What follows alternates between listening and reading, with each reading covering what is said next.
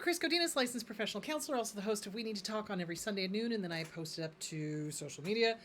This video is for educational and informational purposes only. The views and opinions stated herein are mine and mine alone. They do not represent the ACA, the APA, or any other therapist for that matter. Boom, shakalaka done. I'd like to thank my sponsor, BetterHelp. BetterHelp. BetterHelp.com/Chris Godinez. They're an online therapy company. They are international. So all you have to do is go to betterhelp.com/Chris Godinez, fill out a questionnaire. Make sure you tell them what you are looking for specifically so they can place you with the right therapist. I've gotten really good feedback. People like their therapist that they're getting there. If for some reason you don't like your therapist, you just go back on and say, didn't quite mesh with them. Here's the reason why, fill out some more questions, and they'll place you with a different master's level or PhD level therapist in your state or one that can do international. So thank you, betterhelp.com/Chris Godinez. Okay, let's dive into today's question. Okay, if social media puts this much pressure on adults, how can we help our kids handle all this stuff, including bullies on social media? Well, for one thing, I don't think kids should be on social media until they're older. Because remember, kids cognitively do not develop fully until they're in their 20s, okay? So when we allow kids to be on social media, and they're little, they're like 9, 10, 11, 12, they don't have the cognitive ability to handle the stuff that goes on social media. Honest to God, there's some adults that I don't think can handle what goes on social media. And there's things that happen on social media that it's like once seen cannot be unseen. You know what I'm saying? So I don't agree with just turning a kid over and letting him get onto social media at a young age. I don't. Teenager, okay, yeah, maybe I could see that. Caveat with guidance. So in other words, you teach them. You talk to them. You talk to them about boundaries. You talk to them about right and wrong. You talk to them about self-esteem. You talk to them about other esteem. You talk to them about, manners. You talk to them about, a moral compass. And you set expectations so that when somebody is being inappropriate in a social media situation, like say, for example, somebody starts being a troll, right? I ban them. I just ban them. I don't even give them the time of day. It's like, okay, you know what? Bye-bye. Not putting up with you. No, thank you. So you got to teach them to stand up for themselves, just like you would stand up for yourself in reality. You're going to have to do it in virtual reality. You know what I'm saying?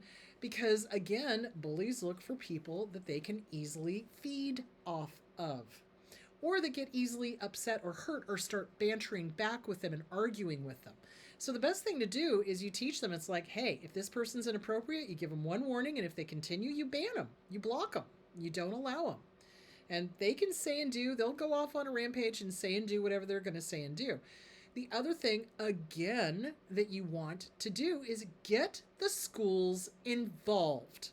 Okay? Seriously, it's like it needs to be clear that this behavior is not okay in person, and this behavior is not okay online. So a lot of times it's amazing to me the vile things people say to each other because they have this wall of anonymity between them and the other person. I've seen people say things online that I know they would never say in person, because you're looking at that person in person. You're looking into their eyes. You can see the hurt.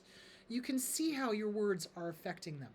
So I've seen some people just behave like absolute mannerless, and this is an insult to hyenas, but a mannerless hyena.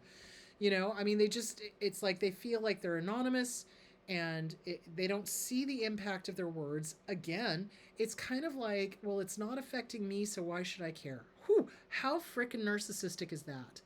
So it's teaching the kid words have impact. Mightier than the sword is the pen.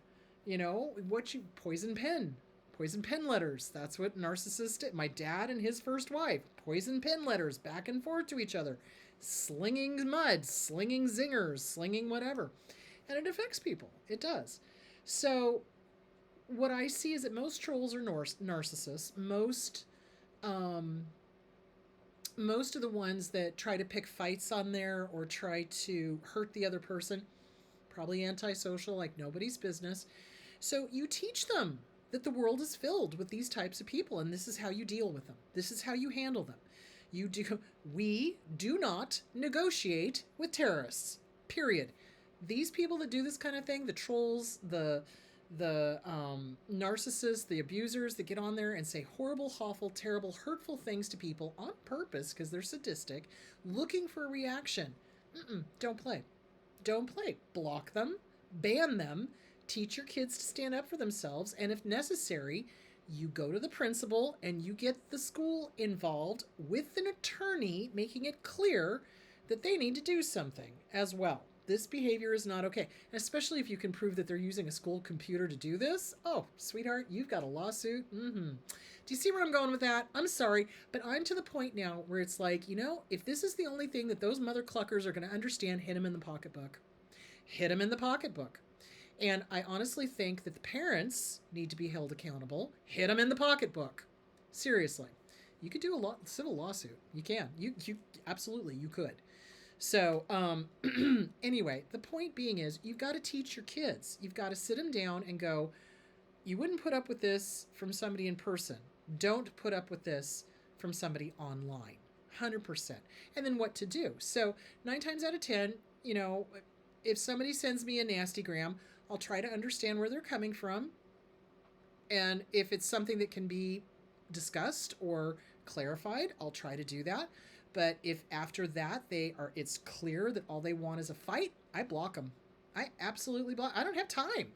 I do not have time. My life is so crammed full. I don't have time to deal with jackasses. I really don't. So, I'm not the jackass whisperer. So, yeah, you teach your kid that. You're going to have to teach your kid how to stand up for themselves and what's appropriate behavior and what's inappropriate behavior. What's a good response and what is not a good response. And sometimes no response is the best response. So, because again, they're looking for attention. They're looking for, oh, goody, goody, I got him upset. Oh, goody, goody. It's that ego hit, that narcissistic supply. So the best thing to do is to teach your kids manners, teach your kids boundaries, teach your kids to stand up for themselves, teach your kids to be assertive, and know when to walk away. Know when to hold them, know when to fold them. You know what I'm saying? So that's really what it is. It's like online is not very different than in the real world. It's like if you would not say something like that to somebody face to face, don't say it online. Good rule of thumb. If you don't want to be treated like that, don't treat other people like that. If somebody is treating you horribly like that, block them. Banish them. Ban them. Not going to put up with it. And you, if this is a continuation of bullying at school, you get an attorney and you get involved with the school district. You betcha.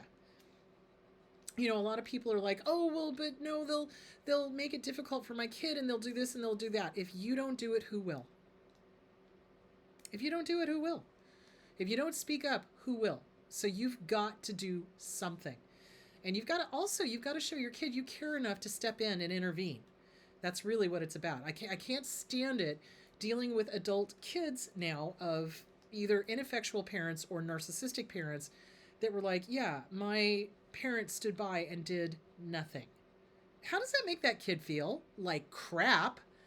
Oh, I'm not worth it. Oh, I'm not worth your time. Oh, I'm not worth you're more afraid of the bully than you are of standing up for me. That's setting a very, very, very bad precedent. And it's also setting a very bad example of how to go through life.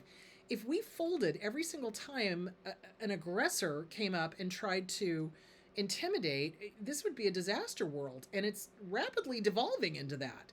You got to stand up to these people. You cannot just sit back and be like, oh, well, I don't want to be involved, or oh, I don't want to get in trouble, or oh, I don't want them to focus on me. Honestly, if you're to the point where you're like, bring it, biatch, they leave you alone. They really do. They back down. They're cowards. They're absolute cowards. And they're only as powerful as they think they are. They are really, truly not that powerful. And especially you bring an attorney into the mix, I can guarantee you that crap will stop. So there you go. So that's how you deal with it. It's like if you would say something like that to somebody in person, don't say it online. You teach your children manners. You teach your children right from wrong. What is right? What is wrong? You know, what is a good way to behave in this world? How do you want to be treated? Great. Treat people like that. And if somebody treats you poorly, that's a reflection on who they are, not who you are. And don't you put up with it. Boundaries, guys. Boundaries. Not allowing bullies and trolls and narcissists and antisocial psychopaths to push you around and intimidate you. It's all about boundaries. It's all about saying no and meaning it and not being afraid. That is the big thing. When we were little and our abuser was doing their thing, yeah, of course we had a lot of fear saying no, because if we said no to them, they'd hit us or they'd punish us or they'd do something else. We're not little kids anymore. So it's dealing with your inner child and getting your little child to understand, hey, I'm an adult. I'm going to protect you and I'm going to protect my kid. And I'm going to say no. And if they don't like it, too bad. They're not going to hurt us. I'm not going to allow it. So anyway, that is that. All right, guys, that is it. This weekend, I'm going to be talking about privacy, the importance of privacy, and how and why abusers violate it all the time. I know I had my diary read. I'll bet you guys had your diary read too by your abusers. So yeah, they do not value privacy. So we're going to talk about the importance of privacy, how to keep things safe, how to keep things private, et cetera, why it's important to have privacy. And we'll talk about social media some more and all of that sort of good stuff. So, all right, guys, you go and have a great week and take good care of yourselves. It's really freaking cold. Stay warm, and I will talk to you later. Bye.